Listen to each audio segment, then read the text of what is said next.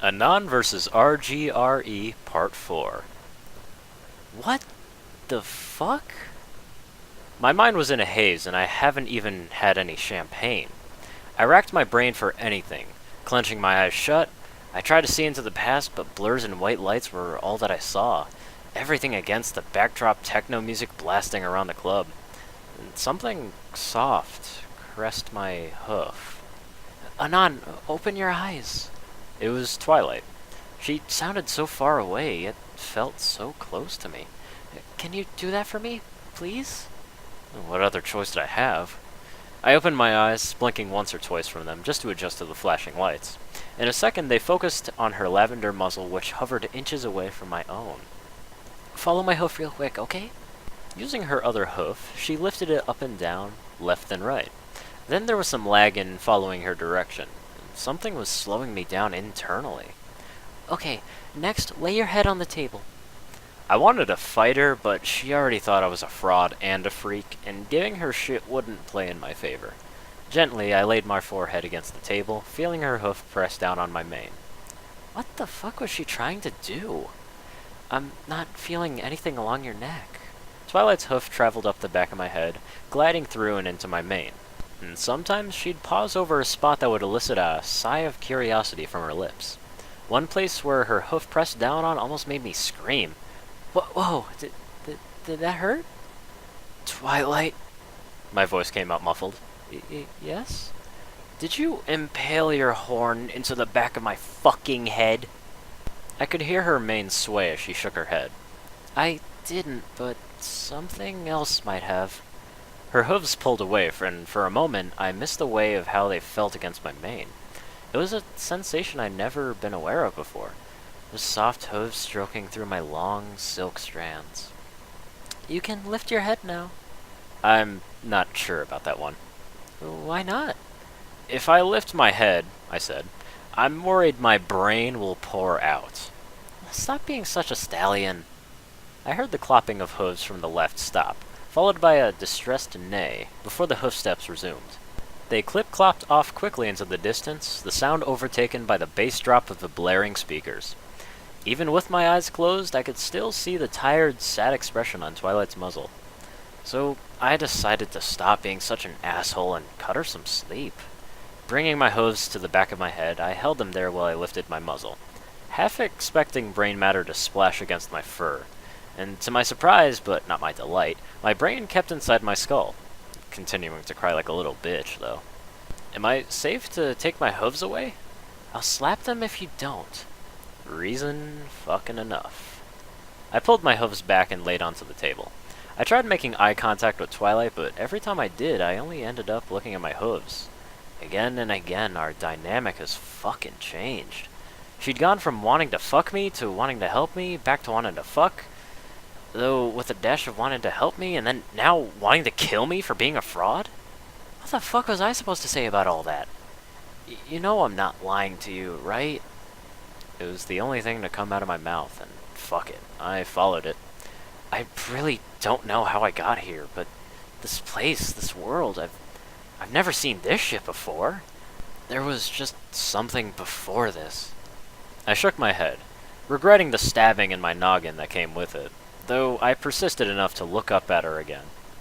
It sounds crazy, especially when I can't remember it was, but something was there, or else I wouldn't be recalling everything feeling a tad familiar. Twilight wasn't even looking at me when I looked up. She had her muzzle tilted down, her mind lost to whatever was before her eyes, and she seemed to be thinking about something rather intensely. Suddenly, her violet eyes took on a subtle glow, and she stared up at me once more.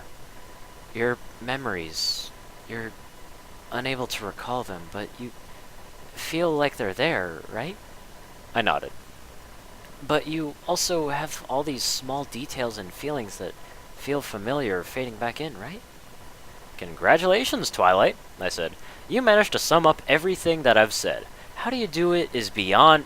Will you cut that out for a second? Twilight shook her head. For whatever reason, something has impacted your ability to recall details and memories before Fluttershy found you. She crossed her forelegs over her chest, sitting back in her seat. Tell me, Anon, do you know how passive memory works? I'm sure you're about to fucking enlighten me. And then I remember our deal about not swearing, shaking my head and, ow! Why the fuck do I keep doing that? Jeez. I thought I'd fucking learn by now. Sorry, you were saying? Listen closely, Twilight started. You may not know this, but our minds are able to store books upon books of information we're not conscious of. It was at this very moment I'd hoped that Chad would show up with my fucking drink. It'd make the speech a bit more bearable. If we were aware of everything, well, our bodies would shut down. It's as simple as that. Uh-huh. So our minds developed a neat mechanic that allows us to retain potentially useful information, while at the same time not overloading our senses. Twilight seemed to be forgetting herself the further she went on. Her voice quickened the closer she got to her point, and she tittered in place. So our minds catalog experiences and items so that when we see something that invokes the same stimulus to when we originally saw the thing, we're more bound to remember it. I blinked. So basically, you see something now that reminds you of something you've seen before, and then you remember it for that moment? Twilight huffed. I liked my explanation more. I'm sure you do, I replied. What I fail to see is how all this relates back to me. That's what I'm still trying to figure out myself, Twilight replied. I'm not sure how much I believe you at the moment, but at the very least, your story holds up for the moment. You have a couple of bruises and such to the back of your head. Well, fucking thank you, Captain Obvious. That could explain your issue in recalling your memories, she continued. But something still feels off about it. Something that I just can't get my hoof... Your drink! I was so happy to see another guy in my life. Chad! I turned to my seat, seeing him standing at the side of the booth, and with a smile, he tilted his back towards the table, letting the drink he had on his back slide onto the surface. Jeez, that's a big fucking drink. Did you make it dry? As dry as my sweetness would allow. Chad dipped his muzzle into his vest, pulling out 2 bendy straws with his teeth. One pink and one purple. Fucking, of course. I went for the biggest size I could find, he giggled. Downstairs. He then faced Twilight Sparkle.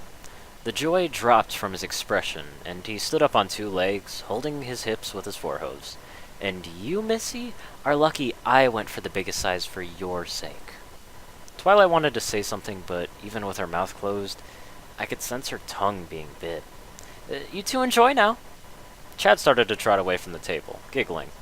And you take good care of that stallion for me, Twilight Sparkle.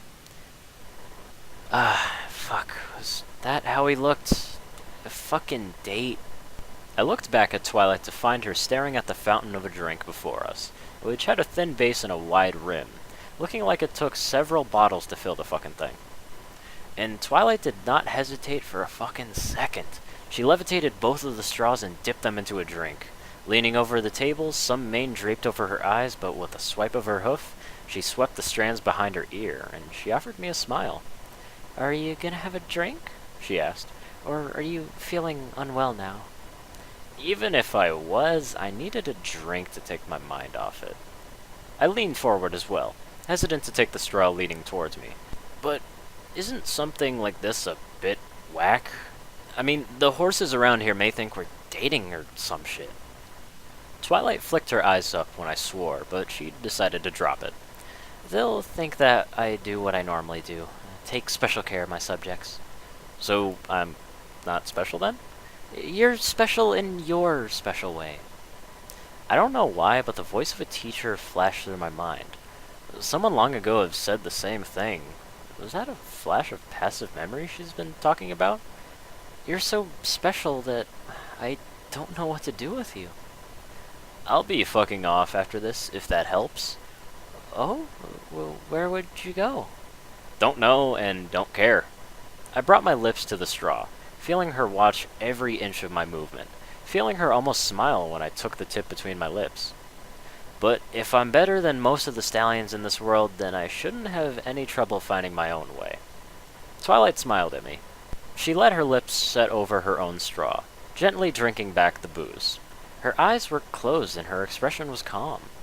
It was aggravating how cute she could look all the time, like she was silently challenging me to a fight.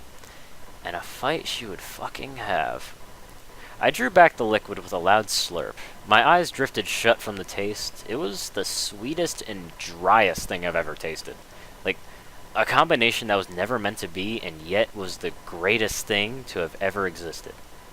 I got 2 gulps in when Twilight pulled away from her straw.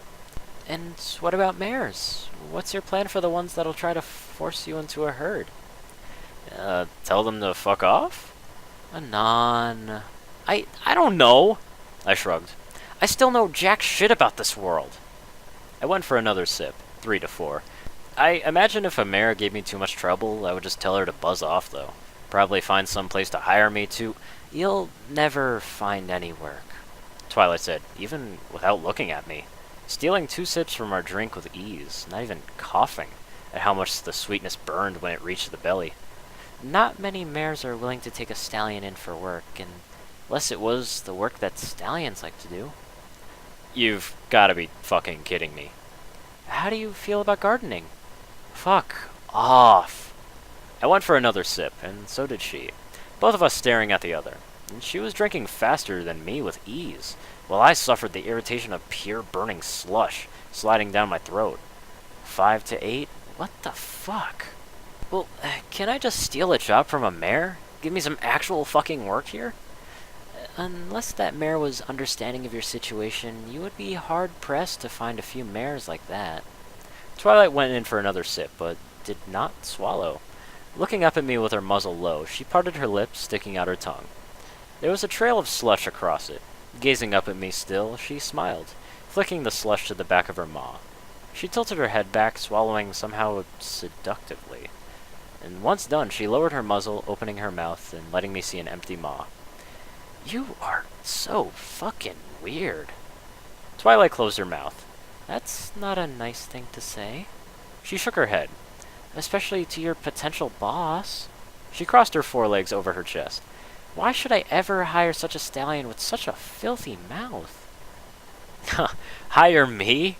I laughed, taking another sip of the drink, only to stop halfway. I coughed to myself when the liquid hit my tongue. No fucking way. There was just no fucking way I was a fucking lightweight in horsey land. Why would I ever want to work with you? Much less for you. Well, that's because, Mr. Anon, you don't have many options. Twilight let her hoof trace along the rim of the glass, stopping only when it bumped into my straw. With a smirk, she flicked it over to her side, dropping her lips to its tip. It's either you find a job with all the other stallions... I'd never been so angry, so horny, and so fucking confused in my life, which wasn't much considering my recent news. The fucking sexy Twilight kept sipping from my drink, using my straw, and to top it all off, I couldn't even fucking yell at her to knock that shit off. I could see her plush and firm lips working against the plastic, and the rest of her slender and fluffy body arching over the table. Or you become part of a herd. Twilight pulled an inch away from her straw, leaving her tongue underneath it. She slowly licked up, saliva becoming slick to its surface. That's the route most stallions would go, but then again, you're unlike most stallions. Her muzzle flew forward to kiss the tip of the straw. She pulled away completely a second later, staring at me from down the side of her booth, smirking in a way that claimed victory. I've got you trapped in such a unique situation, Twilight Sparkle said. She let the tip of her tongue swipe across the surface of her lips, taking and licking away any lingering slush. I could do this with no other stallion. Stay with me, and I'll have work for you to do, a place for you to stay, and I'll be able to keep my eye on you for the next little while. She shot a hoof forward, flicking my straw back towards me. So what's it gonna be, Anon? Become my personal assistant? She drew her hoof, giggling into it. Or be like every stallion else. The bitch fucking had me.